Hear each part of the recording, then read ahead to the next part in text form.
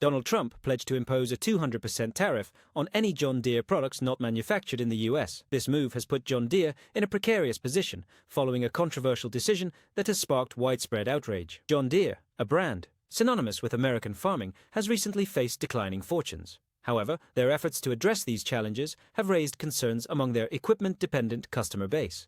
One of the most contentious decisions was John Deere's move to shift production to Mexico, particularly relocating the manufacturing of key equipment like skid steers and compact truck loaders from DeWitt, Iowa to Ramos Arizpe, Mexico. This move follows a trend set earlier in 2022, when the company moved tractor cab production to Mexico due to difficulties in the U.S. labor market. Additionally, John Deere plans to relocate production of mid-frame skid steer loaders and compact track loaders to Mexico by 2026. These decisions have prompted discussions about the future of American manufacturing and the associated job market. Central to these concerns is the significant wage gap between U.S. and Mexican production workers, with U.S. managers earning over $56 per hour compared to about $44.50 per hour in Mexico. John Deere's relocation strategy aims to capitalize on lower labor costs, potentially boosting profitability amid challenging economic conditions. The repercussions of these moves have been immediate and profound, particularly in Iowa and Illinois, where John Deere laid off over 2,888 workers by September 2023, with more than 2,100 job losses directly tied to the impending production shifts. These layoffs have not only affected production teams, but also the local economies reliant on these manufacturing jobs. Critics and affected workers have questioned John Deere's rationale, especially given the company's continued profitability. During this period, the disparity between corporate success and workforce reductions has fueled discontent and skepticism within the communities that have long relied on John Deere for economic stability. Subscribe and hit the bell icon to stay updated on this unfolding situation. John Deere has implemented software locks in its machinery, preventing farmers from performing their own repairs. This major policy shift forces farmers to rely exclusively on authorized John Deere dealers for maintenance and repairs, stripping them of the autonomy they've traditionally had in managing their equipment. The financial impact of this change is significant. John Deere's parts and service division is reportedly 3 to 6 times more profitable than its sales of new equipment. Critics argue that by restricting repairs through software, the company is essentially monopolizing the repair market, leading to inflated service costs and leaving farmers vulnerable to dealer pricing. This strategy not only raises ethical concerns about prioritizing profit over customer access, but also severely affects farmers' independence. Many now face steep repair bills and long delays waiting for authorized technicians, delays that can be disastrous during critical farming seasons. One farmer, for example, described losing 2.5 days of productivity while waiting for a dealer to fix a software issue. These cases underscore a growing issue. As farming equipment becomes more technologically advanced, many farmers feel increasingly unprepared to handle repairs on their own. The industry's shift toward complex, tech-driven systems has sparked mounting concern among farmers over their growing dependence on corporate-controlled technology. Farmers are increasingly troubled by their inability to control or repair the advanced machinery they depend on. This growing reliance on complex software, which often requires external expertise, raises serious concerns about self-sufficiency in an industry where hands-on mechanical skills have always been central. As tractors evolve into high-tech machines, many farmers fear losing the independence they've long held in maintaining their own equipment. The implications of John Deere's recent actions extend beyond just repair policies. The company's decision to relocate parts of its manufacturing to Mexico has triggered a significant political backlash. Leading the charge is former President Donald Trump, who has strongly condemned the move. In a dramatic statement reflecting his America First stance, Trump vowed to slap a 200% tariff on any John Deere products made outside the United States. Such a tariff would have enormous repercussions. A tractor that currently sells for $100,000 could soar to $300,000, potentially crippling the agricultural sector and causing ripple effects across multiple industries. During a recent policy roundtable in Pennsylvania, Trump accused John Deere of betraying American farmers and undermining domestic manufacturing by offshoring jobs. His threat isn't just political theater, it reflects a broader push to keep industrial jobs in the U.S. and protect American-made products. Donald Trump's stance is clear. If John Deere continues outsourcing jobs to Mexico, the company could face steep financial repercussions, particularly in the form of a proposed 200% tariff on non-US made products.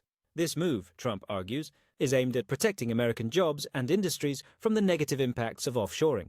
In response, John Deere has acknowledged the potential risks but insists that its decisions are based on economic realities, not political pressure.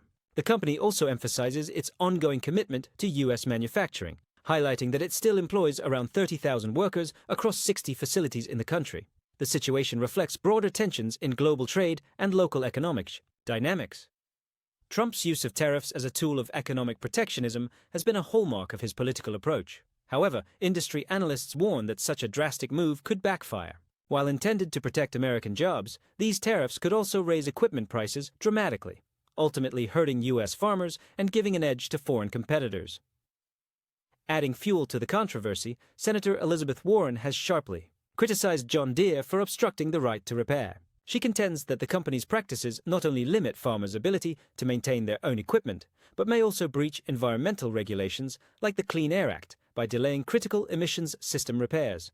Her remarks underscore a broader discontent among rural Americans who feel that John Deere prioritizes profits over service and community support. Warren's concerns echo a widespread frustration among farmers, who argue that being denied the tools and information to conduct their own repairs increases costs and delays, compounding financial pressures in an already strained industry. For many, the right to repair is essential to preserving independence and operational efficiency.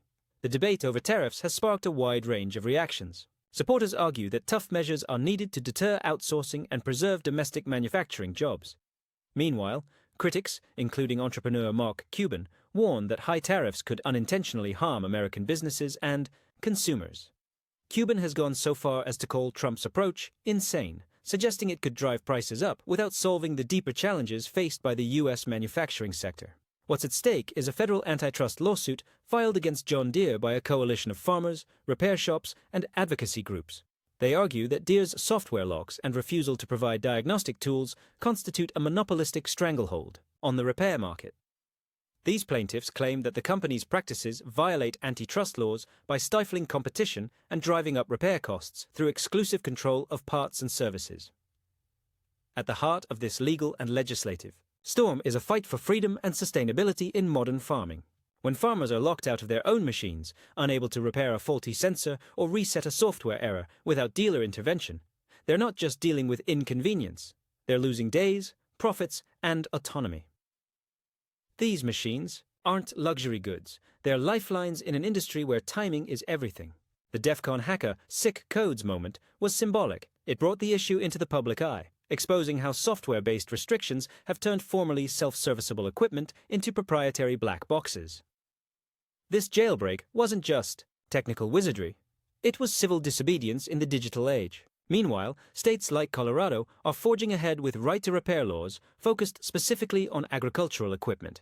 These laws require manufacturers to provide access to parts, tools, software, and documentation, and while Deere and other manufacturers argue that these laws could lead to safety issues or environmental violations, many see these claims as red herrings meant to protect profits. As more states consider similar legislation and as legal cases progress, we're watching the emergence of a consumer rights revolution, one with implications far beyond agriculture. If farmers win this fight, it could spark broader reforms in consumer electronics, medical devices, and even automotive sectors, where proprietary software has also limited repairs. In short, this is John Deere versus the right to repair, but it's also corporate control versus consumer freedom. And what happens next could redefine the boundaries of ownership in the 21st century. The conflict between Forest River Farms and John Deere. Deere highlights a significant dispute, with a North Dakota farm accusing the agricultural giant of monopolizing the repair market.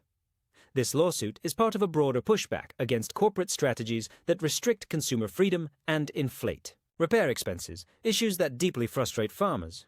As the case proceeds, it draws attention to systemic problems within the agricultural machinery industry. Problems that affect not just farmers, but entire rural communities. The legal outcome could set important precedents regarding consumer rights in an increasingly digital, tech-driven world. John Deere's repair policies carry a major financial toll. Many farmers already operate on slim profit margins, and high equipment and repair costs are adding further strain. According to the U.S. Department of Agriculture, farm incomes could decline by up to 25% this year due to rising operational expenses, a situation worsened by limited access to affordable repair options. This economic pressure doesn't just endanger individual farms, it threatens the stability of rural economies as a whole. As costs soar, smaller farms face existential threats that could push them out of business, fueling further industry consolidation. This not only reduces the number of food producers, but also diminishes the diversity of the food supply. The consolidation trend also undermines rural communities, weakening local economies and social bonds rooted in diverse farming operations. Moreover, Deere's restrictive policies impact more than just farmers. Independent repair shops. Key: employers in rural areas are being squeezed out as farmers are forced to rely on authorized dealers for service. This dependence can lead to job losses in towns where each job plays a crucial role in economic resilience and community health. The big question remains: will this issue be resolved? It's not a simple one. John Deere's situation reflects a stark contradiction. While the company posted record profits, $10.1 billion in 2023, up 42% from the year before, it simultaneously laid off thousands of employees. This contrast between soaring earnings and sweeping layoffs has sparked ethical concerns about prioritizing profits over people. The United Auto Workers (UAW) union has strongly criticized the layoffs, accusing Deere of putting shareholder interests above worker welfare. Over 1,500 jobs have been cut at factories in Iowa and Illinois, despite the company projecting $7 billion in profit for 2023. This contradiction has prompted serious questions. How can a company with such strong financial performance justify eliminating jobs? Critics argue that these layoffs are not just responses to economic shifts, but signs of a corporate culture driven by profit, often at the expense of its workforce. The United Auto Workers (UAW) have strongly condemned the recent wave of layoffs by John Deere, calling them a direct insult to working-class families in Iowa and Illinois. They argue there is absolutely no justification for outsourcing American jobs to lower-wage countries, especially when the company is financially thriving. From the union's point of view, the layoffs are not only devastating to the workers affected, but they also threaten the economic well-being of entire communities that depend heavily on John Deere for stability and livelihood. Intensifying this frustration is the massive compensation awarded to CEO John May, which jumped to $26.7 million in 2023, up from $20.3 million the previous year. This sharp rise in executive pay, occurring alongside widespread job cuts, has fueled accusations of corporate greed. Critics highlight the growing disconnect between the company's leadership and its workforce, pointing out that while workers are being let go, top executives are reaping record-breaking rewards. The UAW emphasizes that this imbalance is not just unfair, it's deeply unethical. They argue that executives are being lavishly compensated, while the very workers who contribute to the company's success are being discarded. This growing disparity raises serious concerns about how the company is governed and where its priorities lie, especially in a labor-intensive industry that depends on skilled employees. Further exacerbating the controversy are John Deere's massive stock buybacks. Over the past 20 years, the company has spent more than $43 billion repurchasing its own shares, including $7.2 billion in 2023 alone. Critics argue this approach prioritizes short-term gains for shareholders and executives rather than reinvesting in its workforce or making essential repairs and services more accessible to farmers. To them, this reflects a troubling focus on immediate profits at the expense of long-term responsibility. By prioritizing stock buybacks over investing in its workforce and infrastructure, John Deere risks weakening its operational strength and alienating its most valuable resource, its employees. This situation is more than just a company issue. It reflects broader trends affecting American agriculture and corporate America as a whole. It highlights the growing conflict between the pursuit of profits and the rights of workers, raising urgent questions about the sustainability of farming. In a tech-driven world, what's happening with John Deere isn't a minor disruption. It's a warning signal for industries everywhere. Increasingly, corporations are locking down their products with restrictive software and limiting consumer options to maximize profits. This isn't just frustrating, it's dangerous. It gives companies excessive control over essential products and services, and the ripple effects can reach everything from cars to household electronics. As technology advances rapidly, more companies are embracing proprietary software and restrictive repair policies. These tactics not only eliminate competition, but also make it harder and more expensive for consumers to fix or modify their own products. The John Deere case clearly illustrates how this approach extends far beyond agriculture, posing a serious threat to consumer rights and autonomy. Farming has now entered the high-tech era. Tractors are no longer simple machines. They're now complex, software-dependent devices. This evolution offers incredible potential, but also introduces serious challenges. Farmers must now learn advanced digital systems in addition to traditional mechanical skills. For many, especially those who have spent decades mastering hands-on work, this shift is disorienting and exclusionary. The cost of adapting to this technology can be steep, potentially deepening the divide between large agribusinesses and small family-run farms. We need to find a better balance, one where technology enhances productivity without erecting barriers for the very people who keep the industry alive. John Deere's focus on maximizing shareholder returns through buybacks and executive bonuses, while farmers struggle with rising expenses, raises serious questions about corporate responsibility. Many farmers face shrinking profits and skyrocketing costs, while the company directs resources toward financial maneuvers that primarily benefit the top. This isn't just about individual hardships, it poses a threat to the long-term health of the entire agricultural sector. The traditional American dream, prosperity through hard work, is slipping further out of reach for rural communities. Farmers are being squeezed by rising input costs, volatile markets, and corporate policies that limit their ability to afford basic maintenance. If this continues unchecked, the consequences could be devastating, not just for farmers, but for the future of our food system. It's time to seriously rethink how we support American agriculture, and more importantly, how we protect the rights and dignity of the people who grow our food. Because at the core of the John Deere situation is a much bigger question. What kind of future do we want? Do we want to live in a world where corporations have unchecked control, not just over our tools, but over our livelihoods, our choices, and our freedoms? Or do we want a future where people, not profits, are at the center of progress? This isn't just about one company or one industry, this is about all of us. It's about whether we accept a system where companies can lock us out of our own equipment, our own data, and even our own land, or whether we take a stand for transparency, fairness, and the basic right to repair what we own. The implications go far beyond farming. They touch every sector of modern life: cars, phones, appliances, medical devices. When corporations restrict our ability to fix, modify, or even understand the tools we use every day, they aren't just creating a technical inconvenience, they're undermining our autonomy. But here's the good news. People are waking up.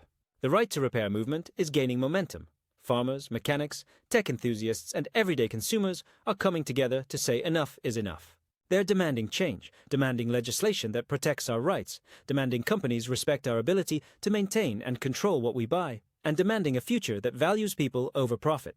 We have a choice. We can keep sleepwalking into a world where corporate interests dominate every aspect of our lives, or we can draw the line. We can fight for a marketplace that encourages innovation without monopolization, that builds for the future without erasing the past, and that puts tools and technology back in the hands of the people. Because the stakes are real, for farmers, for families, for all of us. So let's choose wisely, let's choose equity, let's choose empowerment, and let's hear from you. What do you think? Is this the kind of future you want? Drop your thoughts in the comments below. Let's start a conversation that pushes back and builds something better. Thanks for watching. Stay informed, stay loud, and I'll see you in the next video. The unfolding crisis at John Deere is more than a corporate controversy. It's a revealing snapshot of deeper systemic issues plaguing American agriculture and the broader economy. With massive layoffs in Iowa and Illinois, the UAW has condemned the company's actions as an insult to working-class Americans, especially given Deere's strong financial standing. At the heart of the outrage is a growing disconnect between executive privilege and worker hardship. While communities reel from job losses, CEO John May's compensation soared to $26.7 million in 2023, highlighting stark inequality. This frustration is compounded by Deere's relentless stock buybacks, over $43 billion in the past 2 decades and $7.2 billion in 2023 alone, prioritizing shareholder wealth over workforce investment or farmer support. Beyond the financials, the company's increasing reliance on proprietary software has sparked wider alarm. By locking down repair and modification access through digital restrictions, Deere and other tech-inclined corporations are shifting the balance of power away from consumers and small operators. Farmers, once masters of their own equipment, now face a digital gatekeeping regime that adds financial strain, erodes independence, and widens the gap between industrial agriculture and family farms. This scenario is emblematic of a broader corporate trend, where innovation is used not to empower users, but to control them. The rise of the right to repair movement is a direct response. demanding legislative and cultural change to restore consumer rights, technological transparency, and fairness. Ultimately, the John Deere saga isn't just about farming machinery. It's a referendum on the future of work, ownership, and corporate accountability in an increasingly digital world. It forces us to ask whether we'll allow corporations to dictate the terms of our tools and livelihoods, or whether we'll reclaim our power and shape a future built on equity, access, and respect for those who keep our communities running. The relationship between John Deere and farmers has become increasingly strained in recent years, marked by rising tensions over repair restrictions, rising costs, and corporate priorities. Traditionally, John Deere was seen as a trusted partner for farmers, providing reliable equipment critical for agricultural productivity. However, as the company has integrated advanced proprietary software into its machinery, it has limited farmers' ability to repair or modify their own equipment without going through authorized dealers. This right-to-repair issue has caused significant frustration among farmers who face expensive repairs and reduced autonomy over their tools. The situation worsened with layoffs and rising executive pay at John Deere, highlighting a growing divide between the company's corporate decisions and the economic realities faced by farming communities. Farmers increasingly feel marginalized as John Deere's policies prioritize shareholder profits and control over customer empowerment. This tension reflects a broader challenge in agriculture, balancing technological innovation and digital control, with the needs and rights of the farmers who rely on this equipment daily. Ultimately, the John Deere farmer dynamic is evolving from one of partnership to conflict, raising critical questions about fairness, sustainability, and the future of American farming.